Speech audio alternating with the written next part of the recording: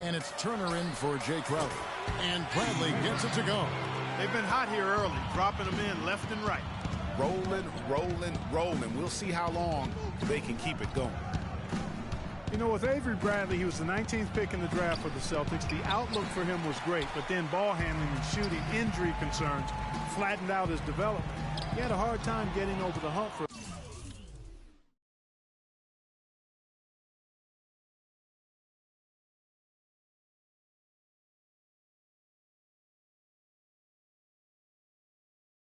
a few years, but he's over it now. Here's Knight. Good, and Bledsoe gets the assist. Bledsoe's got 3 assists in the game. Wow, that's a really smooth finish. That's why we and they always love seeing him at the end of those breaks. He makes it look fun and easy. And you know, getting back to Avery Bradley, he's been dynamite the last 2 years. He's finally found consistency with the mid-range jumper and plays a complete game of basketball. With just a little more seasoning, I really feel like the sky's the limit. Knight passes to Bledsoe. Here's Booker. Another 3 for Phoenix. How in the world did they let him get that wide open? Well, so far for Coach Brad Stevens, the Celtics have had nothing but praise for their outstanding young coach. No surprise for those of us who know Brad. The team is really moving ahead in the rebuilding process, and he gets a lot of the credit for that. And now, the first timeout called here for Boston. And part of the reason why the Celtics are ahead of schedule in the rebuild is because of Coach Brad Stevens. He has everyone on the same page. You know what? You talk around the league about Coach Stevens, and other coaches are just astounded by his work ethic. People around the league think he's already a top coach and could be one of the greats by the time he's done if he stays at the professional level. That's his 4th straight make right out the chute. He's setting a pretty high standard for himself here. Just like you draw it up before you come out. Now, here is Knight. Again, the miss by Knight. And this quarter, he has clearly been off the mark. That's good. And that's 12 points for Isaiah Thomas. Defensively, giving up far too many open rhythm looks. And to battle back, they've got to shore up the defense. I mean, there's no other way to come back from a deficit unless you play good defense. Well, I think he had all the space he needed. He just couldn't find the bottom of the net. Here's Smart. And another basket for Boston. And the offense has come together immediately. I mean, they're threatening to run away with this thing already. Greg, it's hard to imagine they'll stay this hot for 4 quarters, but if they even approximate that, watch out. Teletovic misses. You know what, though? Sometimes you can be too open. I think it may have surprised him, and that's why he missed. Here's Smart. And it's Boston with another. You could not diagram a better way to open a quarter. Yeah, I agree. I mean, look at the lead they've jumped out to already. What a start. Now, here's Knight. Not a lot of room.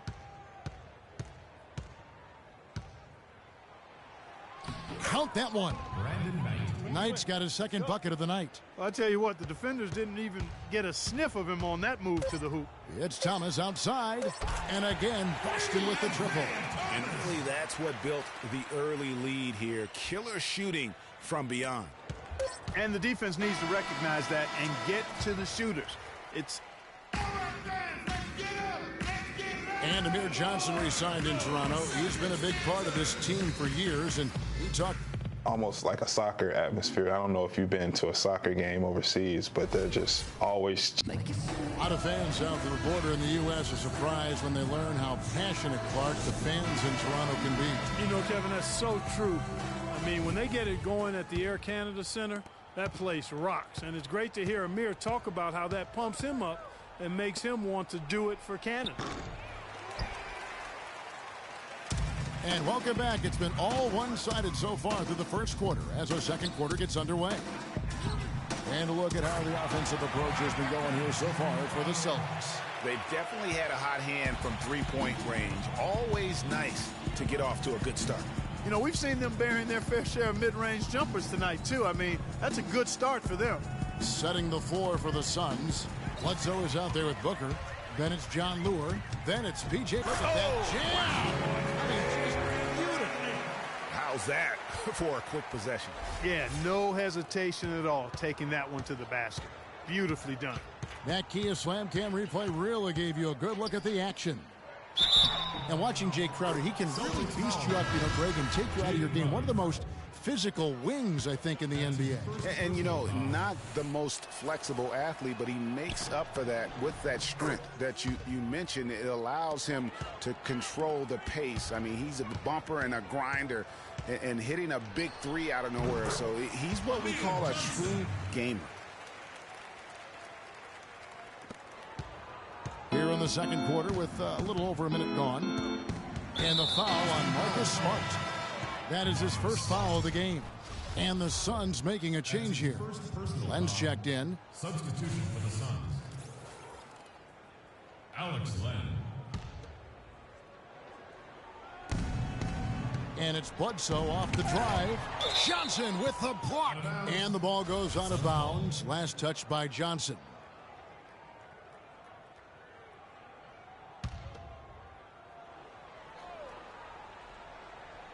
Here in the second quarter with a little over a minute gone. Here's Bledsoe. Bledsoe with another miss. You're not going to see that very often. Plenty of space, but he just, let's face it, he whiffs on that one. Smart kicks to Crowder. Johnson the screen, and the shot's good from Crowder.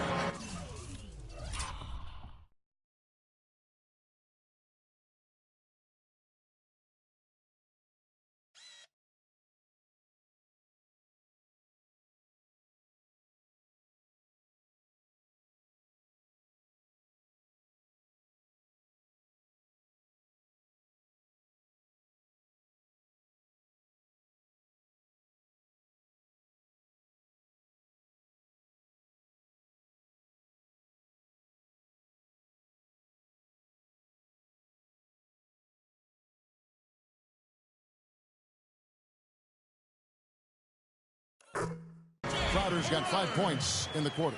They've had assists now on their last 3 baskets. And it's not just their passing, but also the body movement off the ball that's created a lot of those opportunities.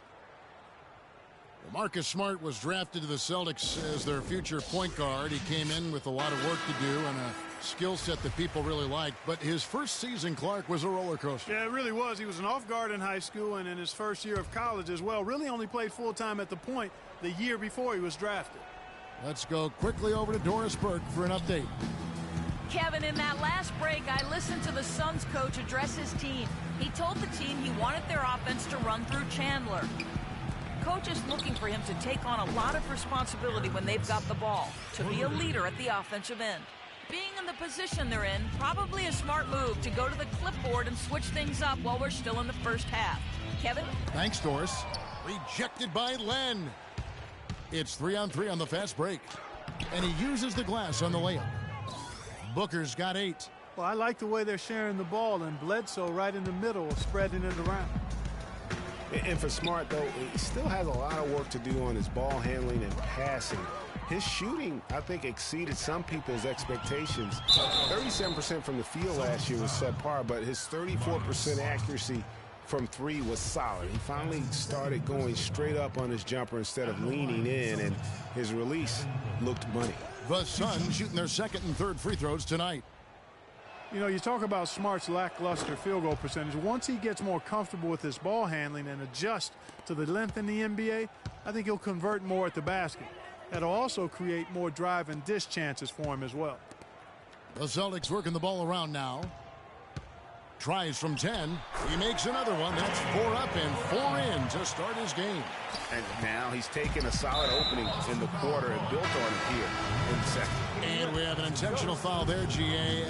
Wish I could say why. That one's pretty strange. I mean, no idea what got into his head right there. Evan Turner, he's checked in for Boston.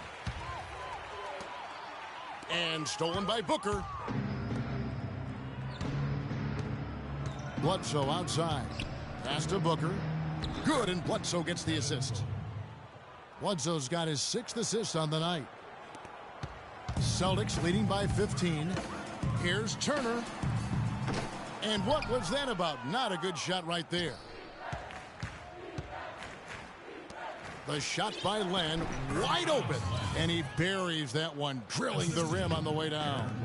It really does make the game easy for your teammates when you can lead them to the rim that well with a pass. And that one's good. Well, you can bet the defense wasn't expecting that kind of razzle-dazzle out of him, but the spin worked like a charm. Perfect. Phoenix looked to be on the verge of making it back into the playoffs last season. Ultimately, though, Greg, they faltered in the second half of the year. Yeah, it was a three-team race, and after coming up short in 14, the Suns had the edge early. As you said, Kevin, they simply couldn't keep things going in the second half of the season. Really got to like how they're getting the ball inside this quarter. They didn't have as much success early in the game, but now they're showing the determination it takes to score the ball inside. You've got to be intentional about that, and they are. Looking at who's out there now for the Celtics. Kelly Olynyk checked in for Jared Sullinger. Jerebko comes in for Amir Johnson. And Thomas subbed in for Avery Bradley. You know, guys, the Suns went from the 8th seed to finishing 10th in the West. I mean, it would have been a tough task for them to stay in the race, particularly after all the trades. I mean, their team was in transition. Here's Price. Evan Turner grabs the board. Now, nice work there to contest the finish inside. You know, they got the shot they wanted, but his defense, I mean, deterred them from those plans. And he gets the bucket. And that's now 6 points for Brandon Knight. That is some real serious dime dropping there. Exquisite assist. And when you shake up a roster, as the Suns did last year, it's hard to keep pace. They ended 6 games back of that final playoff spot, but that all happened after they decided to shake things up. And the Suns call time here. What a year for the Suns in terms of transactions. Start of the season with Dragic and Thomas on the roster and moved them both, Clark, at the deadline. And, you know, most folks saw the Dragic trade coming after his disagreements with the team. The Thomas trade was a bit of a surprise, though. John Lure, he's checked in for Phoenix. P.J. Tucker comes in for T.J. Warren. That's good. And so here's Phoenix. And as you said, the Suns made a flurry of deals at the deadline. You knew they would move one guard, but ended up moving 2. Brought back 1 as well. When the Suns made all those trades, you kind of figured there would be some adjustment, and they did fall off a bit. Still, they felt what they had wasn't quite good enough going forward, so they got a jump on rebuilding last year. And that one falls for Knight.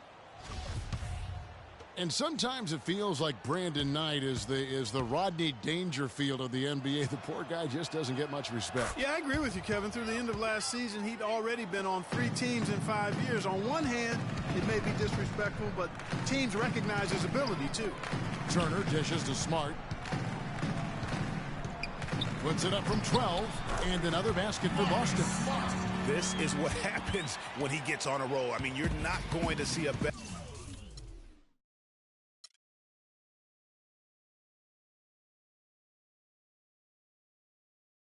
I won't bow.